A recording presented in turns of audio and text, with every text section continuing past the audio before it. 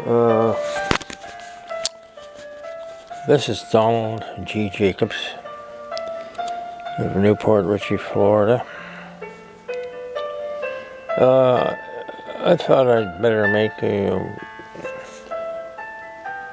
little video here. Sorry about my teeth. I don't have my teeth in, and I don't look too good. But anyway, life hasn't been too good here since starting in about May 2018. A lot of problems have come up. I started reading and watching videos and YouTube and on gang stalking and stuff like that, and got a lot of information from Eric Carlstrom was one of them. Got a lot of good information off him. But anyway, things started coming to a head here, and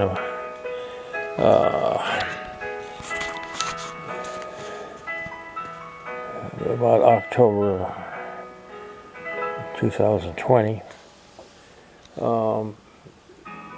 This date here, the 4th of October 2020, I was having pain in the chest, and I ended up calling actually EMT, and then I started recalling what some things that Dr. Carlstrom mentioned about the dangers of calling 911 EMT and so forth. And so I heard them coming, and I went in and started taking a shower. Come out of the shower, and well,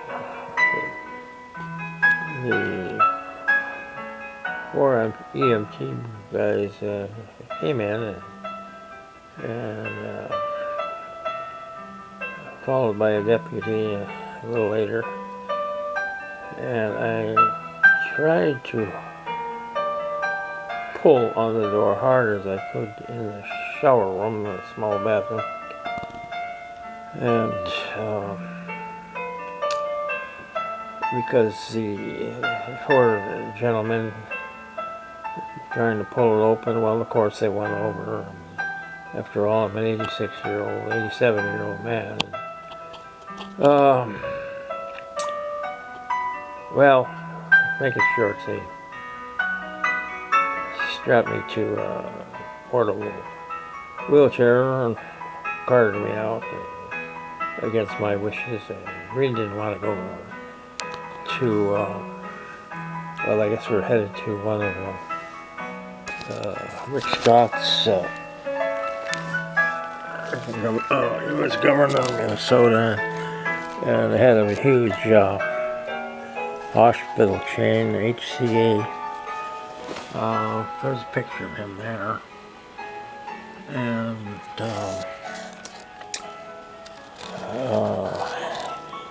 he headed towards one of his local hospitals. Not his, of course, but it's part of a chain that he founded. And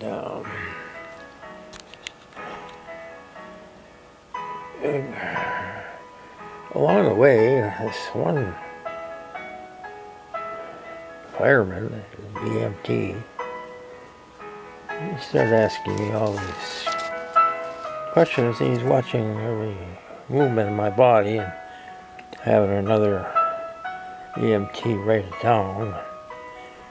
I really didn't like that, because they're putting negative words, making them all sound negative, like my movements and so forth.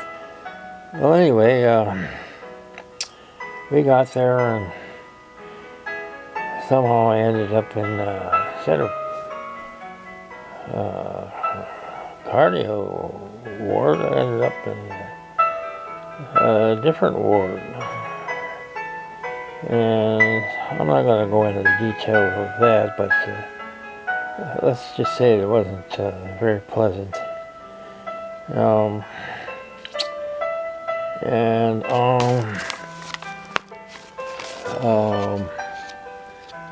That was on a Sunday, and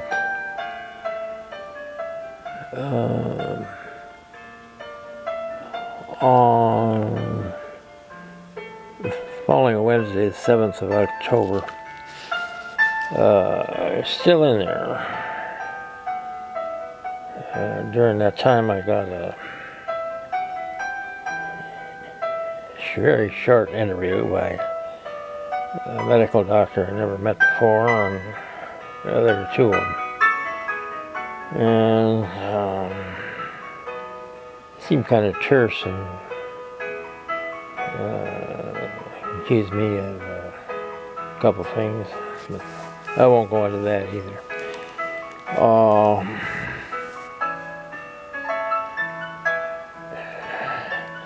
Anyway, they left very shortly after that. I hadn't seen my wife actually in all 3 days. I don't know why. I couldn't get the telephone until finally after about the third day. I guess finally got a hold of the telephone. They got it. It didn't work, so I got kind of angry and just dropped it on the floor. And of course, that was notated that the patient has some remark. I forget what it was. It wasn't very nice. And then all of a sudden on a Wednesday afternoon, still in there, all of a sudden, about 2 o'clock in the afternoon, get ready, you're going home. Oh yeah? Oh, I thought that was great. I got the discharge papers. Got the original one that was going to be, it said on it, discharge to PSYCHE period unit. And I remember one of the green uniform gentlemen working there, he said, you're Baker acted. That scared the hell out of me. But anyway, all of a sudden that never happened. Thank God. That would have been going one door going in and no doors going out, as my GPA once told me. GP rather. But anyway, I discharged and went home. Now, just in the last 24 hours, something that started to think about that, and there must have been some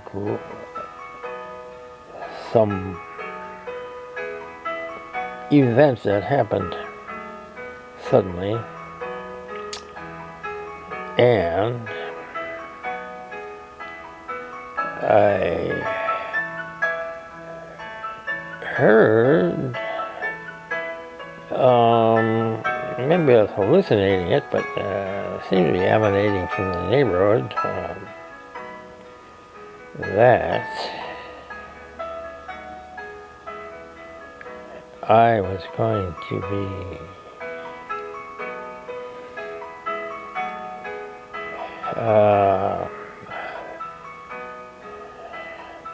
there's going to be a, well, let's say a very, very bad thing. And that must have happened originally on that, the only thing I can think of why that sudden turnaround would be some issuance of a proclamation or whatever was the reason.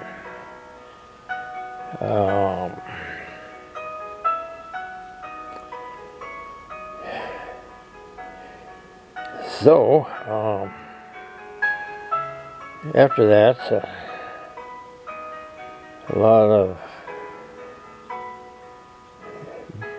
bad events have been happening. And that one fireman, I did a little investigation on him and found out that was amazing, the backgrounds I found on that gentleman. I won't go into that either.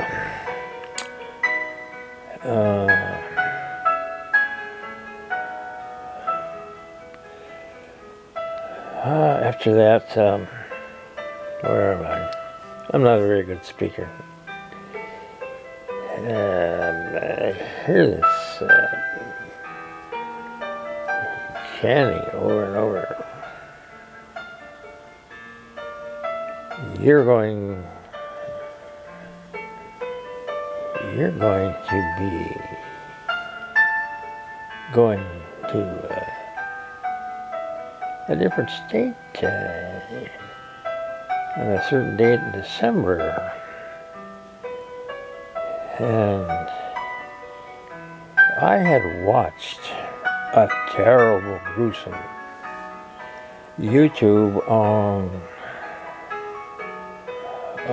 one method of capital punishment. And to my amazement, it wasn't a simple thing that lasted 3 minutes. Poof, poof, you're gone. No. The skit, or whatever you want to call it, in an actual operating room with windows on the side for witnesses, it showed what a gruesome thing this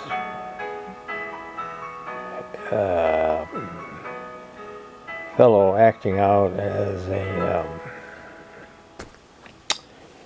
one who is going to be receiving capital punishment, how they went through, and it took 2 hours before this fellow was finally pronounced dead. Now, last night, yesterday, I heard chanting.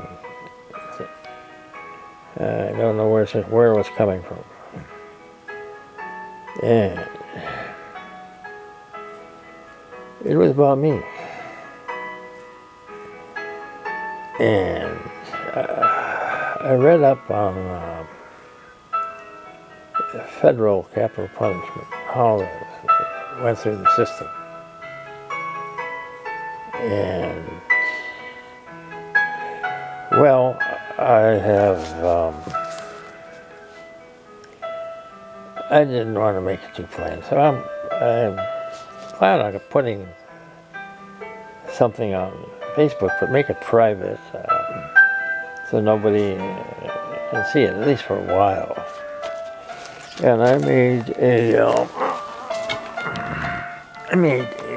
meme. Yes. And the meme. M-E-M-E. This is what the meme says.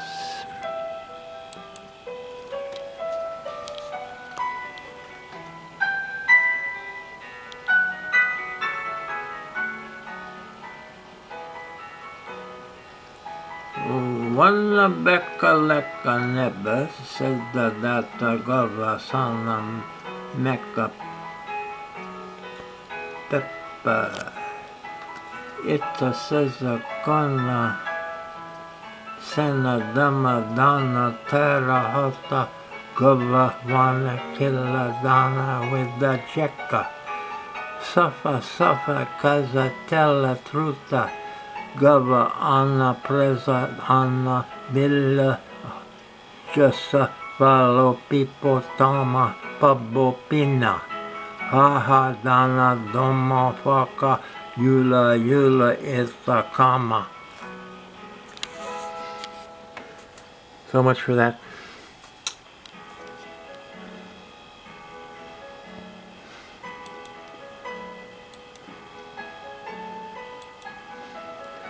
And I kind of recall this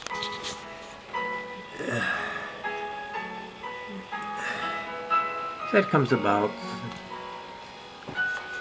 I made this card for my wife some time ago. You can tell I look younger. My wife looks younger. And dark hair. My beautiful, my wonderful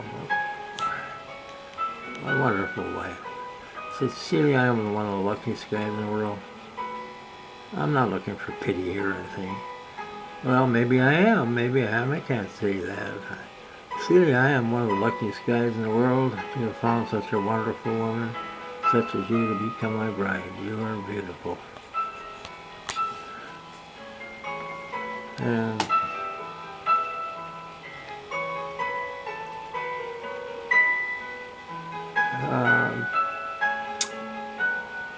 I think I put that on Facebook already. I believe it's there. And I just, Celia and I are extremely close. She was my protector. And anyway,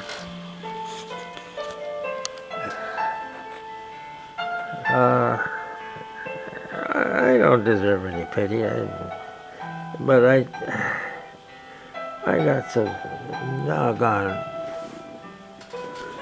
absolutely disgusted with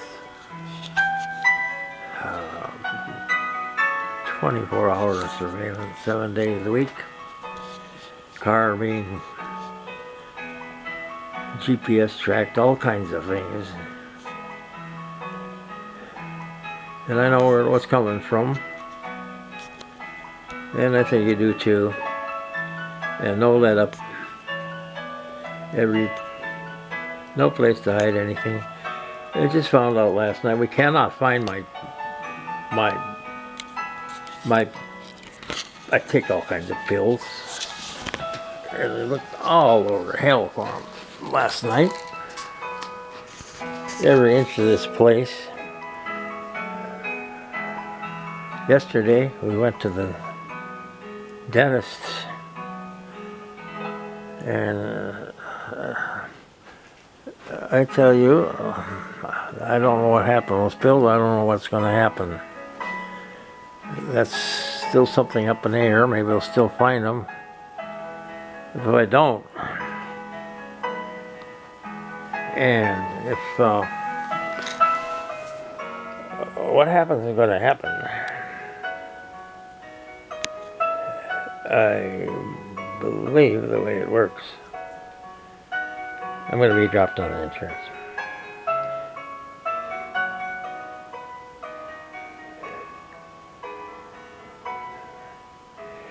And that kind of figures